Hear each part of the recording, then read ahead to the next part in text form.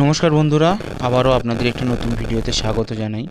আবার কিন্তু পশ্চিমবঙ্গ জুড়ে প্রায় সমস্ত জেলাতেই নতুন করে বৃষ্টির ভ্রুকুটি দেখা দিয়েছে। আলিপুর আবহাওয়া দপ্তরের তরফ থেকে নতুন করে সতর্কতা জারি করা হয়েছে।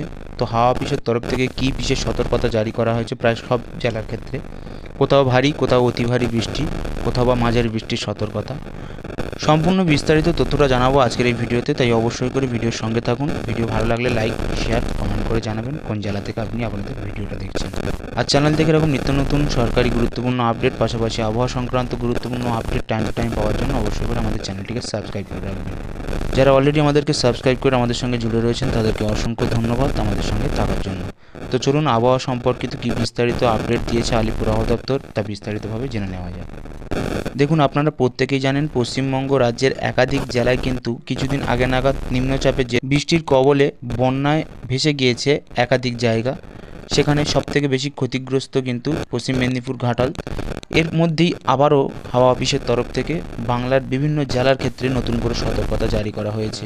দেখুন, এই নতুন বুলেটিনে যা জানানো হয়েছে যে বৃহস্পতিবার দক্ষিণবঙ্গের উত্তর ও দক্ষিণ 24 পরগনা, পাশাপাশি পূর্ব মেদিনীপুর, বীরভূম, মুর্শিদাবাদ, নদিয়ায় বজ্রবিদ্যুৎ সহ হালকা বৃষ্টির সম্ভাবনা।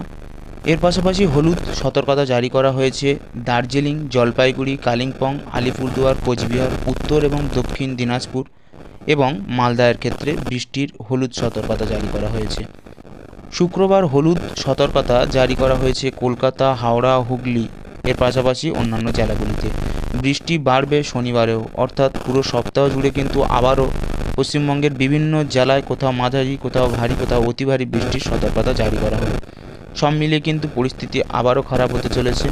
ইতিমধ্যে পশ্চিমবঙ্গের একাধিক জেলা কিন্তু বন্যার কবলিত। সরকার সাধ্য মতন তাদেরকে ত্রাণ বিলি করছে। তার মধ্যে আবারও কিন্তু রাজ্যের একাধিক জায়গায় ভারী থেকে অতি ভারী বৃষ্টির সম্ভাবনা জারি করা হয়েছে। তো সব মিলিয়ে কিন্তু একটা বড় বিপজ্জনক পরিস্থিতি এই মুহূর্তে।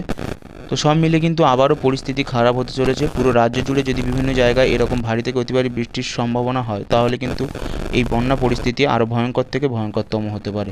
আর পরবর্তী গুরুত্বপূর্ণ আবহাওয়া সংকেত টাইম টু টাইম আমাদের চ্যানেল থেকে পেতে হলে অবশ্যই করে আমাদের সঙ্গে জুড়ে থাকবেন, চ্যানেলটিকে সাবস্ক্রাইব করে রাখবেন আর ভিডিওটি বেশি বেশি করে শেয়ার করে দেবেন। যদি ভিডিও থেকে আপনি একটু হলেও উপকার পেয়ে থাকেন অবশ্যই করে ভিডিওটিকে লাইক করে দিন। আর কোন জেলা থেকে আপনি আমাদের ভিডিওটি দেখছেন, আপনার জেলার বর্তমান পরিস্থিতি কী অবশ্যই করে নিচের কমেন্ট বক্সে আমাদেরকে জানাতে ভুলবেন না। তো ভিডিওটি শেষ পর্যন্ত আমাদের সঙ্গে থাকার জন্য আপনাকে অসংখ্য ধন্যবাদ।